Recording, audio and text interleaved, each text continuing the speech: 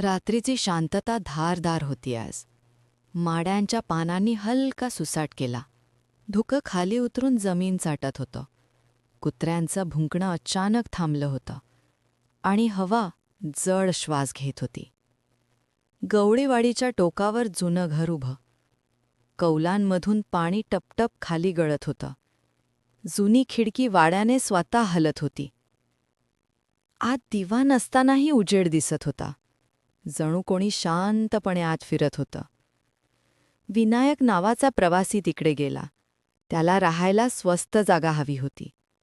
गावातल्या लोकांनी सांगितलं जपून राहा. ते घर रिकामं नाही असं म्हणाले. तो हसला आणि घरात शिरला. दार मागे आपोआप बंद झालं हळू. त्याच्या पायाखाली जमिनीने गडगड केलं. धुळीचा वास अचानक वाढून जड झाला. आत खोलीत पांढरा धुसर धूर दिसतोय. तो धूर एकाच जागी थांबला. मग हलत माणसासारखा आकार घेतला. विनायकने टॉर्च काढून प्रकाश टाकला. प्रकाश परत त्याच्यावरच पडू लागला. जणू कोणी मागून टॉर्च धरत होतं. तो थबकला आणि श्वास अडकला त्वरित. तेव्हाच पायऱ्यांवरून पावले ऐकू येतायत. ओले पाय जिन्यावर सरपटच खाली यायचे.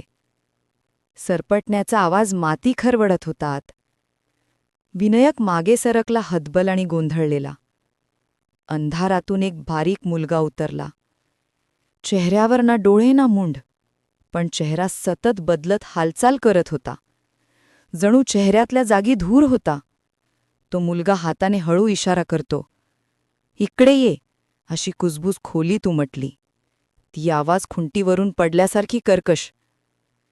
विनायकचा मेंदू थरफरायला लागला विचित्र. त्याचं शरीर मागे पाऊल टाकू शकत नव्हतं. मुलगा जिन्याजवळ येऊन थांबला काही क्षण. त्याच्या बाजूला सावली हळू लागली. सावली मोठी, उंच आणि वाकडी वाकडी होती. सावलीचा डोकं छताला लागत होता. तरीही ती सावली खाली वाकली हळू.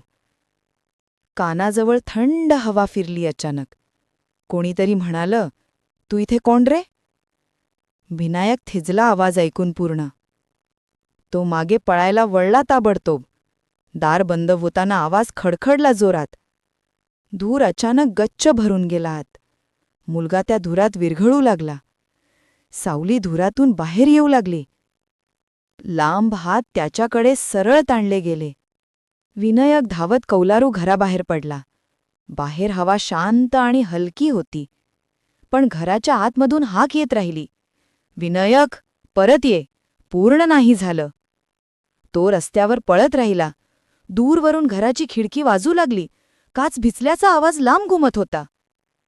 कोणीतरी नेमकं त्याची नाव पुकारत होतं. श्वास अडखळताना त्याने वळून पाहिलं. खिडकीत सावली अतिशय उंच उभी.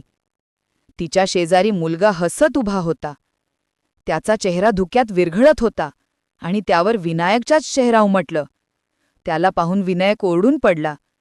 गावकरी सकाळी त्याला रस्त्यावर पाहतात. तो बेशुद्ध आणि ओला पडलेला असतो. त्याच्या हातात घराची जुना कुंडी असते. त्याने कधी ती उचललीच नव्हती तरी. आणि गावकरी घाबरून सांगतात थरथर कापत, "त्या घराची कुंडी बाहेर येत नाही. जे आत जाता ते परत येत नाही." विनायक हळूहळू शुद्धीवर येतो मग. हाक अजूनही त्याच्या कानात घुमत राहते, "परत ये, पूर्ण नाही झालं."